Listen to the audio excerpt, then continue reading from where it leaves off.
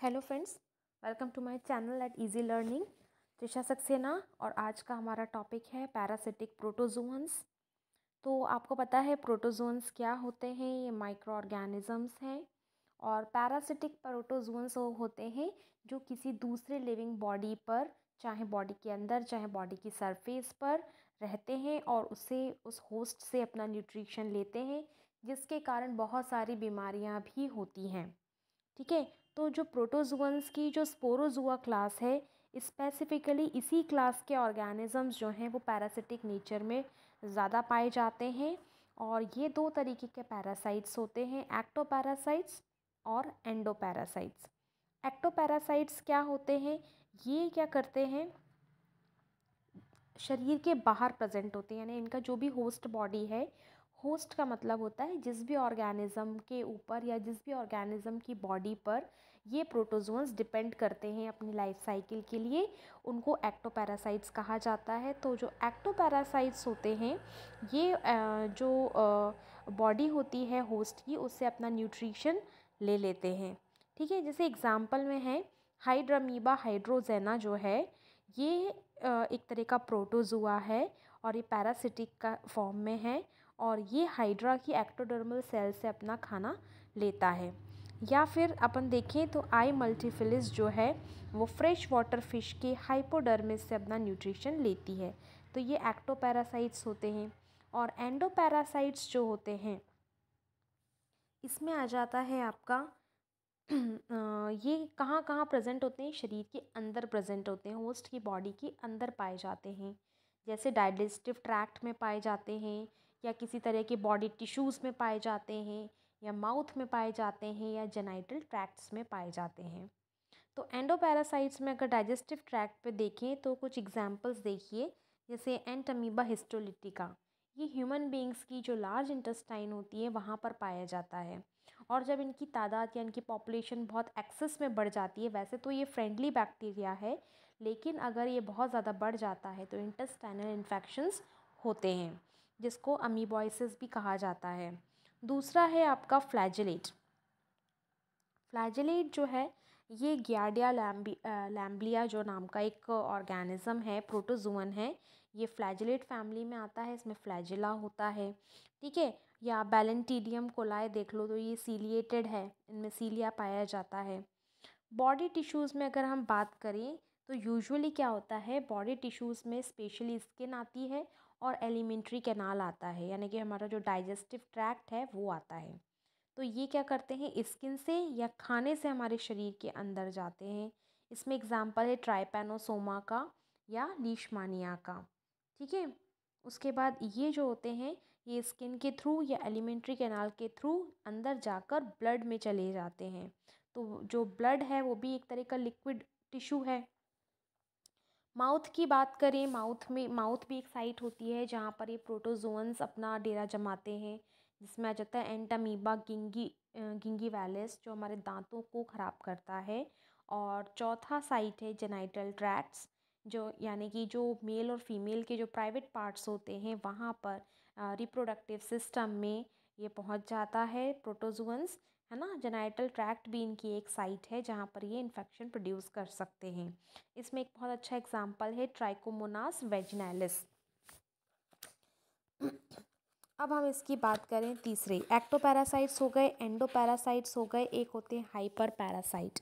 Hyper parasite क्या होते हैं? ये पैरासिटिक प्रोटोजुअन्स के ऊपर भी पैरासाइट्स प्रेजेंट होते हैं, उन्हें हाइपर पैरासाइट कहा जाता है। जैसे कि फ्रॉग के इंटेस्टाइन में जेलरीला नाम का प्रोटोजुअन है और उसके ऊपर अमीबा है। तो अमीबा क्या कर रहा है, जेलेरिया से न्यूट्रिशन ले रहा है, और जेलेरिया क्या कर रहा है, फ्रॉग के इंटेस्टाइन से न्यूट्रिशन ले रहा है। तो अगर किसी पैरासिटिक प्रोटोजुअन पे कोई दूसरा पैरासाइट प्रोटोजुअन आ जाए तो उसको हम हाइपर पैरासाइट कहते हैं।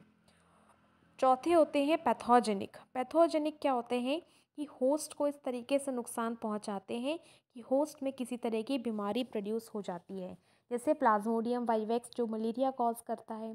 तो प्लाज्मोडियम वाइवेक्स क्या है, एक तरह का प्रोटोजुअन है जो कि ह्यूमन ब्लड में अगर चला जाए तो मलेरिया हो जाता है।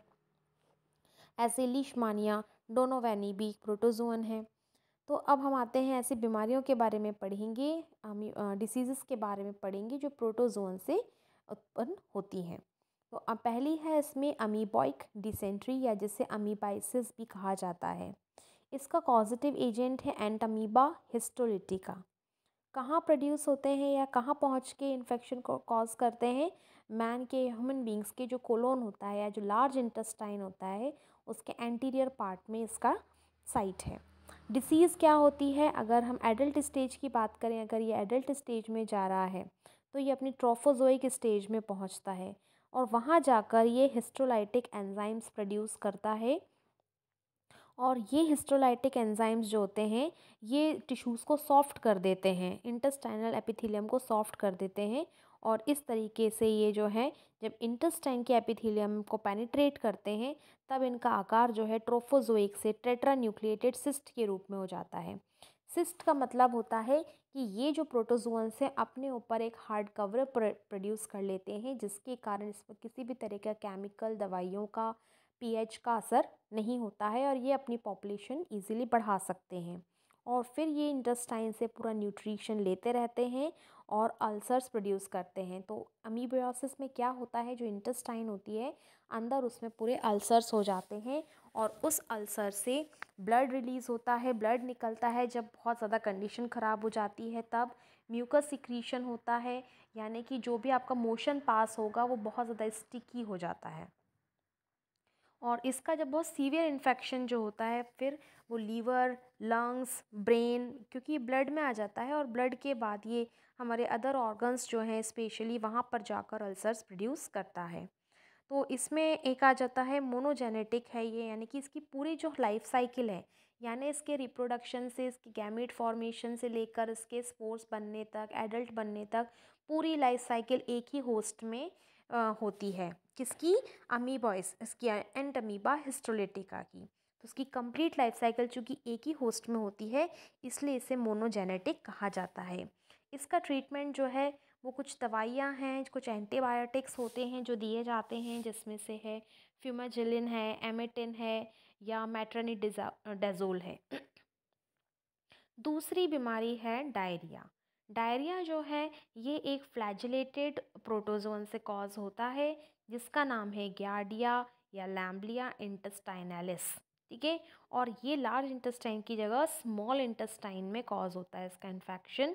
और ये जो ऑर्गेनिज्म है गियार्डिया, ये पियर के समान होता है, इसका शेप जो है वो नाशपाती जैसा होता है और जिसका जो डॉर्सल एरिया है वो कॉन्वेक्स यानी उठा हुआ है और जो वेंट्रल एरिया है वो चपटा होता है।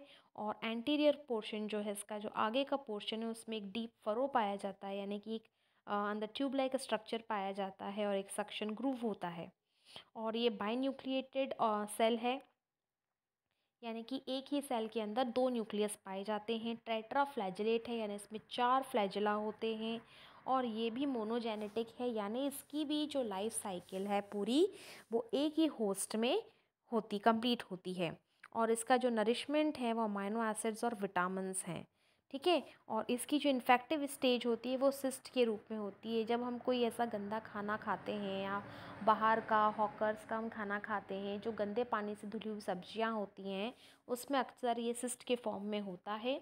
और सिस्ट जो होती है उसको मारना या उसको ख़त्म करना बहुत मुश्किल होता है। कई बार स्टीम देने पर भी इनके सिस्ट ख़त्म नहीं होते हैं और इन्फेक्शस खाने के साथ अंदर चले जाते हैं, जिसके कारण डायरिया होता है। डायरिया का मतलब होता है ऐसे लूज़ मोशन जो बहुत ज़्यादा वाटरी होते हैं, पानी शरीर का पूरा निकल जाता है। एपिगैस्ट्रिक पेन होता है, यानी कि पेट के ऊपर की तरफ दर्द होता है। इसमें भूख मर जाती है, खाना खाने की इच्छा नहीं होती है और हर वक्त पेट में एक डिस्कम्फर्ट सा फील होता है। इसके ट्रीटमेंट के लिए क्लोरोक्विन और कैमोक्विन नाम के जो केमिकल्स होते हैं इनसे बनी हुई दवाइयाँ दी जाती हैं। इसके बाद आता है काला ज़र। काला अज़र को लीशमैनियासिस भी कहा जाता है ना। और इसमें क्या होता है, जो कॉजेटिव एजेंट है वो है लेशमानिया डोनोवेनी। और इसका जो साइट होता है जहाँ पर ये इन्फेक्शन कॉज करता है वो है ब्लड में, लीवर में, स्प्लीन में और लिम्फ ग्लैंड्स में। और आपको पता है ये सारी ही चीज़ें कहीं ना कहीं हमारे इम्यून सिस्टम से जुड़ी हुई हैं। इसका सबसे बड़ा सिम्पटम जो है जब पता चलता है कालाज़र का, कि इसमें जो स्प्लीन होती है उसका साइज़ जो है वो बढ़ जाता है और इसका जो कोई डेफिनेट ट्रीटमेंट नहीं है। और कालाज़र जो है बहुत ही फेटल डिसीज़ है। इसमें जो मृत्यु दर है या जो फेटिलिटी है वो बहुत हाई होती है। और इसमें क्या होता है, यूजुअली कुछ जो ट्रीटमेंट हैं, कुछ दवाइयाँ हैं जिनमें कि यूरिया स्टिबामाइन या नियोस्टिबेसन प्रेजेंट होना चाहिए। केमिकल से बनी हुई दवाइयाँ जो है इसके ट्रीटमेंट के लिए दी जाती हैं। इसके बाद आते हैं ट्राइकोमोनियासिस। ट्राइकोमोनियासिस जो है उसका कॉजेटिव एजेंट है ट्राइकोमोनास वेजिनैलिस। ठीक है, ये ओवल शेप का होता है, इसका न्यूक्लियस बड़ा होता है और 4 से 6 फ्लैजेला इसमें पाए जाते हैं। ये इसकी इन्फेक्शन साइट जो है वो फीमेल्स में जो वेजाइना होता है वहाँ पर है, या अगर मेल्स की बात करें तो जो मेल्स के प्रोस्टेट ग्लैंड्स होते हैं वहाँ पर इसका इन्फेक्शन होता है। सिम्टम्स क्या हैं इसमें कि जो इनके यूरिनरी पैसेज होता है, जहाँ से यूरिन पास होती है, वहाँ पर ईचिंग होती है या बर्निंग फील होती है और वेजाइना से फोमी सिक्रीशन डिस्चार्ज होता है। ट्रीटमेंट क्या है इसका? इसमें ऑइंटमेंट्स दी जाती हैं लगाने के लिए जिसमें आर्सेनिक या आयोडीन प्रेजेंट होता है। इसके अलावा जो दवाइयाँ हैं उसमें टेरामाइसिन और ओरियोमाइसिन नाम की एंटीबायोटिक्स दी जाती हैं। ठीक है, तो ये है ट्राइकोमोनियासिस। उसके बाद आते हैं अपन स्लीपिंग सिकनेस पे या अफ्रीकन स्लीपिंग सिकनेस पर। तो अफ्रीकन स्लीपिंग सिकनेस जो है it is caused by trypanosoma गैम्बिनीज। ये ट्राइपैनोसोमा गैम्बिनीज के द्वारा स्लीपिंग सिकनेस होती है। नाम से पता चल रहा होगा, स्लीपिंग मतलब इसमें बहुत नींद आती होगी। तो ये जो ऑर्गेनिज्म है ये डाइजेनेटिक है, यानी इसकी लाइफ साइकिल कंप्लीट करने के लिए 2 होस्ट की आवश्यकता होती है, एक प्राइमरी और सेकेंडरी होस्ट। तो उसका जो प्राइमरी होस्ट है वो मैन है और सेकेंडरी होस्ट जो है वो वैक्टर है। और वैक्टर वो होता है जो इस ट्राइपैनोसोमा गैम्बिनीज को एक मैन से दूसरे मैन में ट्रांसफ़र कर रहा है, एक कैरियर की तरह काम करता है, जिसमें आती है से फ्लाई। ये एक मक्खी है, क्लोसिना पैल्पेलिस इसका साइंटिफिक नेम है। इसके सलाइवरी ग्लैंड में या इसके ब्लड सकर्स में ये ऑर्गेनिज्म प्रेजेंट होता है। और फिर वो वहाँ से जब ये जो मच्छर है, ये जो मक्खी है, फ्लाई है, जब ये किसी मैन को काटती है तब क्या होता है कि वो ब्लड में ये रिलीज़ हो जाता है। ये ब्लड में जाने के बाद लिम्फ में जाता है या लिम्फ ग्लैंड्स में जाता है। लिम्फ ग्लैंड्स स्वेल हो जाते हैं या फिर ये ब्लड से डायरेक्ट ब्रेन तक भी चला जाता है और ब्रेन को डैमेज करता है और ये नर्वस सिस्टम को डैमेज करता है। और चूँकि जब नर्वस सिस्टम कमज़ोर हो जाता है तो बॉडी जो है लेथार्जिक फील करती है और हमेशा इंसान जो है वो सोया सोया सा रहता है। इसका जो ट्रीटमेंट है वो है जर्मानिन या लोमिडीन। और ये ब्लड और लिम्फ में जब इन्फेक्शन होता है तब दिया जाता है। और अगर इसका इन्फेक्शन ब्रेन तक पहुंच जाता है तब ट्राईपैरास्माइड करके एक दवाई आती है, वो इसके लिए दी जाती है। इसे अफ्रीकन स्लीपिंग सिकनेस कहा जाता है। ट्राइपैनोसोमा गैम्बिनीज द्वारा ये बीमारी होती है।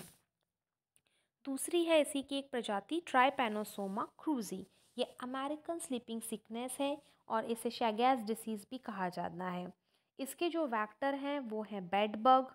और इसमें जो सिम्टम्स होते हैं वो होते हैं हेडेक होता है, बुखार आता है, बॉडी पार्ट्स में सूजन आती है और जो कार्डियक मसल्स होते हैं, जो हमारे हार्ट की मसल्स होती हैं, जो हार्ट की पंपिंग में मदद करती है, वो मसल्स जो हैं वो ख़राब होने लगती हैं और एक टाइम के बाद हार्ट काम करना बंद कर देता है और इस तरीके से ऑर्गेनिज्म जो है वो ख़त्म हो मतलब जो होस्ट है उसकी डेथ भी हो सकती है।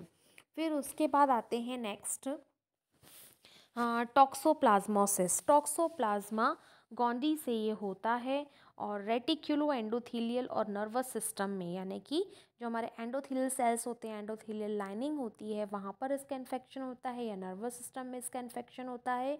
और ये जो है इसका मल्टीप्लिकेशन एसेक्सुअल तरीके से होता है और उस मेथड जो ये मेथड अपनाता है उसको एंडोडायोजेनी कहा जाता है। ठीक है, और समटाइम्स अंडर स्पेसिफिक कंडीशन ये एनसिस्टमेंट भी करता है, यानी कि अपने ऊपर एक सिस्ट बना लेता है जिसके कारण किसी भी तरह की दवाई या केमिकल का असर इसके ऊपर नहीं होता। और जैसे ही इसकी फेवरेबल कंडीशन आती है ये अपनी पॉपुलेशन वापस से ग्रो करना स्टार्ट कर देता है। और ये अक्सर बच्चों में हो जाता है, अगर फीटस में हो जाता है, यानी माँ के पेट के अंदर जो फीटल डेवलपमेंट होता है उस दौरान अगर इसका इन्फेक्शन बच्चे तक पहुँच जाए तो बच्चा ख़त्म हो जाता है। और एडल्ट्स में जो दवाइयाँ दी जाती हैं एडल्ट्स को बचाने के लिए वो है क्लोरियोरेटाइनिस, रेटिनाइटिस और हाइड्रोसिफेलस। ठीक है, और बच्चे फीटस को नहीं बचा सकते, वो तो ख़त्म हो ही जाता है। तो ये बीमारी थी टॉक्सोप्लाज्मोसिस और ये कॉज होती है टॉक्सोप्लाज्मा गोंडी से, जो कि एक प्रोटोजोन है। इसके अलावा इसका ट्रीटमेंट जो है वो है डेराप्रिम और सल्फाडायाजाइन। उसके बाद आते हैं मलेरिया। मलेरिया के बारे में तो सभी लोग बहुत अच्छे से जानते हैं। ये कॉज होता है प्लाज्मोडियम वाइवेक्स के द्वारा और ये डाइजेनेटिक है, यानी कि इसकी जो लाइफ साइकिल है वो 2 होस्ट में कंप्लीट होती है। और इसका प्राइमरी होस्ट जो है, प्राइमरी होस्ट उसे कहते हैं जहाँ पर इसका रिप्रोडक्शन होता है।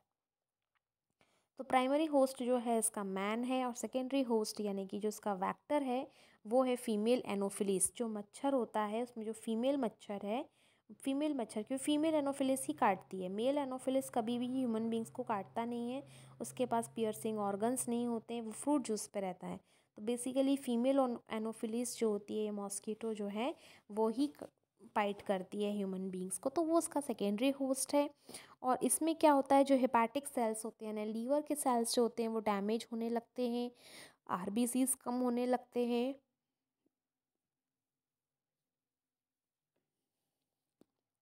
इसके अलावा इसमें टॉक्सिक सब्सटेंस प्रोड्यूस होता है जिसका नाम है हीमोजोइन, और ये जो हीमोजोइन है उसी के कारण हीमोग्लोबिन वाले सेल्स यानी आरबीसीज पे असर आता है। और इसके सिम्टम्स जो होते हैं, इसमें बार बार रिपीटेड फीवर आता है, हर दूसरे तीसरे दिन फीवर आता है। तो ये सबसे बड़ा सिम्टम होता है मलेरिया का। मलेरिया की 4 स्पीशीज़ होती हैं जो मलेरिया कॉज करती हैं: plasmodium vivax, plasmodium ovale, plasmodium malariae and plasmodium falciparum. तो प्लाज्मोडियम वाइवेक्स की अगर हम बात करें तो इसमें हर तीसरे दिन या 48 आवर्स में बुखार आता है, इसका सिम्टम है। ओवेल में भी इसी तरीके से चलता है।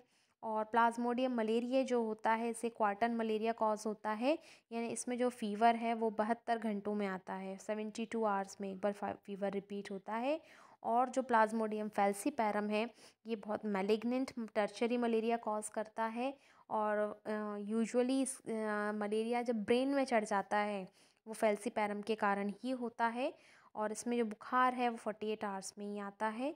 और इन सब का जो ट्रीटमेंट है, इनकी भी जो दवाइयाँ आती हैं मलेरिया की, उसमें सबसे इम्पॉर्टेंट जो ड्रग है उसका नाम है कुनेन या कुनाइन, जिसमें दवाइयाँ आती हैं एटेब्रिन, कैमोक्विन, क्लोरोक्विन, डेराप्रिम एट्सेट्रा। तो ये सारे जो थे, ये थे वो सारी बीमारियाँ जो कि प्रोटोजोन्स कॉज करता है। और ये बीएससी फर्स्ट सेमेस्टर का इम्पॉर्टेंट टॉपिक है और कॉम्पिटिटिव एग्ज़ाम्स के लिए भी इसमें अच्छी इन्फॉर्मेशन मेरे ख्याल से है। और तो आप मेरे चैनल को प्लीज़ लाइक कीजिए, शेयर कीजिए। तब तक के लिए टाटा बाय बाय।